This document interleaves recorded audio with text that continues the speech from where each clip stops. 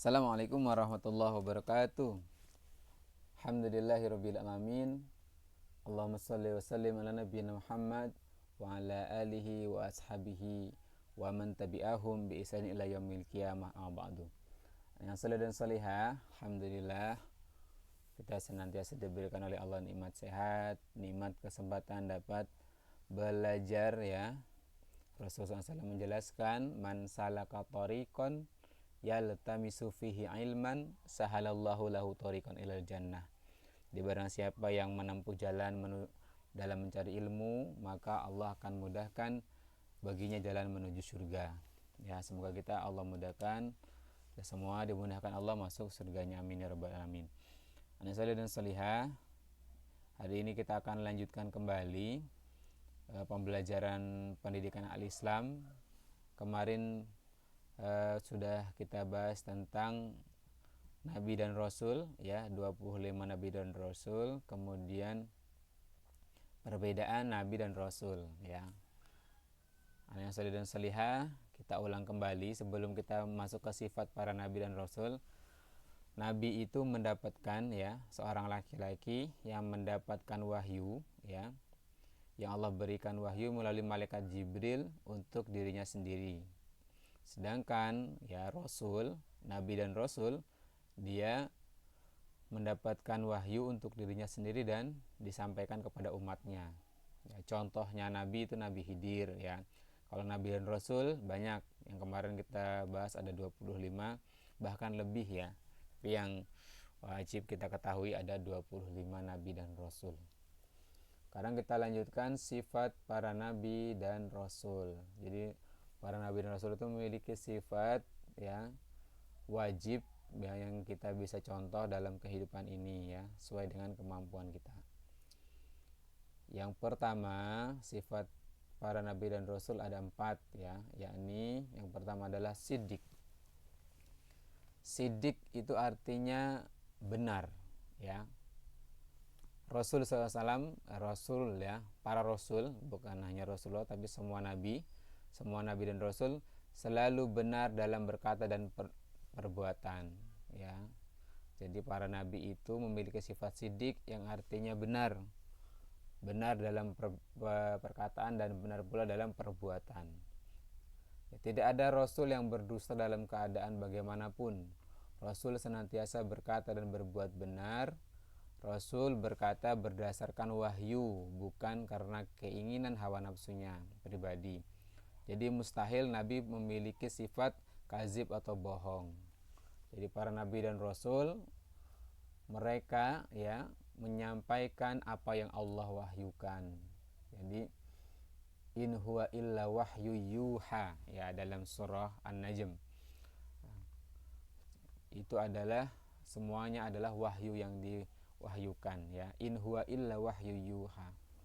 Jadi semua yang dikatakan oleh Rasul ya itu adalah wahyu yang diberikan kepadanya kemudian disampaikan kepada umatnya. Jadi ini yang pertama, sifat siddiq. Dan kita bisa ya mencontoh sifat Rasul siddiq ini. Jadi kita berkata benar, tidak berkata yang dusta atau di sini kazib ya, atau bohong. Kemudian yang kedua, sifat para Nabi dan Rasul adalah amanah. Jadi amanah itu artinya dapat dipercaya. Rasul tidak pernah ingkar janji dan melaksanakan apa yang dikatakan. Jadi para Nabi dan Rasul itu dapat dipercaya, menyampaikan amanah ya. Seorang Rasul pasti akan selalu menunaikan amanah yang telah diberikan kepadanya ya. Jadi Nabi diberikan amanah untuk berdakwah dan itu disampaikan ya. Rasul sampaikan kepada umatnya. Kan Rasulullah ketika haji wada ia menyampaikan nasihat-nasihat, kemudian Rasul mengatakan saksikanlah aku telah menyampaikan ya semuanya ya. Apa yang diwahyukan kepada Rasulullah SAW sudah disampaikan kepada umatnya. Kemudian amanah para Rasul yaitu menyampaikan wahyu yang diterimanya kepada umatnya tanpa ada yang disembunyikan. Jadi tidak ada Nabi dan Rasul itu menyembunyikan wahyu ya.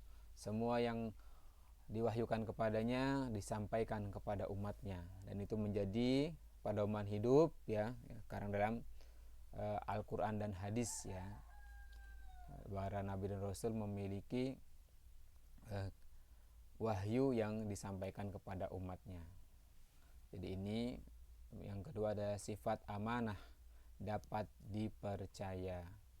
Bahkan Rasulullah SAW ya, ketika beliau masih remaja ya, beliau sudah mendapatkan gelar Al-Amin ya, orang yang dapat dipercaya.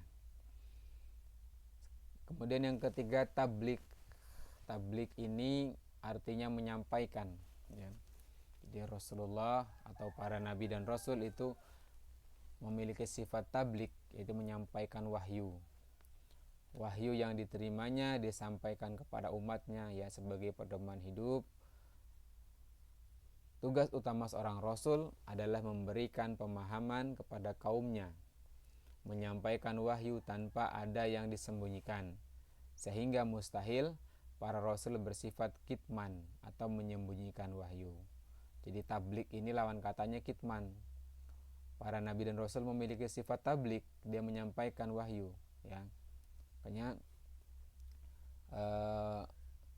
pendeta-pendeta Yahudi itu Allah murkai ya, orang-orang Yahudi terutama pendetanya. Kenapa?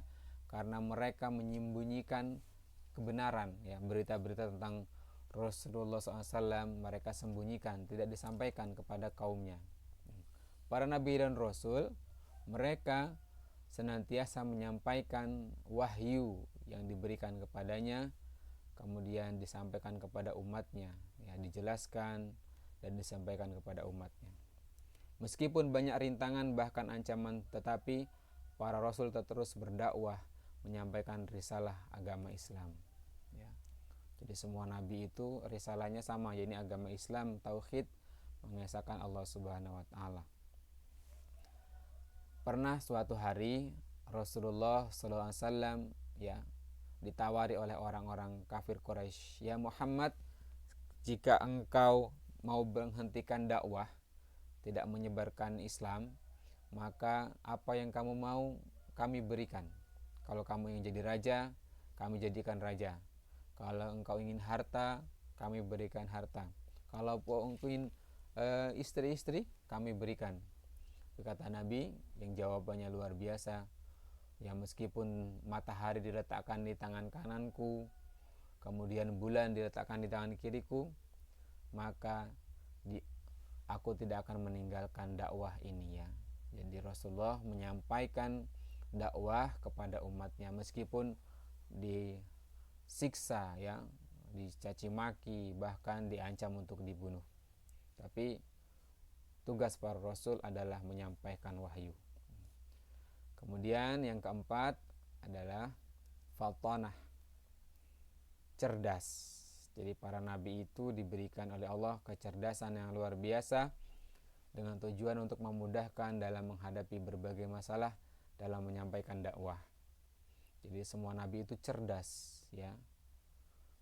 Tidak ada nabi yang memiliki sifat balaghah atau bodoh ya. Dan kita meneladani sifat ini yakni dengan kita banyak belajar, karena Allah Subhanahu wa taala sudah memberikan kita alat untuk mendapatkan ilmu ya. Wa ja'alakum basar. Jadi absar ya, Allah memberikan kita mata, penglihatan, telinga ya, akal. Hendaknya kita belajar sehingga mendapatkan ilmu ya, diberikan ilmu oleh Allah Subhanahu wa taala, sehingga tidak termasuk orang-orang yang bodoh. Jadi semangat belajar, meneladani sifat para rasul fatanah ya, cerdas. Kemudian selain 4 sifat tersebut, rasul juga memiliki sifat yaitu maksum. Artinya semua para nabi dan rasul itu terjaga dari dosa kecil maupun besar. Jadi para nabi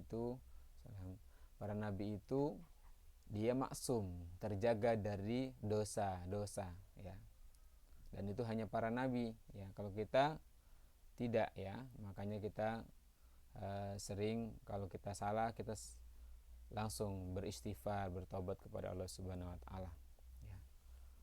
Itu materi kita hari ini. Jadi 4 sifat para nabi dan rasul: siddiq, ya, amanah, kemudian fatonah, tablik, ya. Semoga kita bisa meneladani sifat Rasulullah SAW, ya, semampu kita.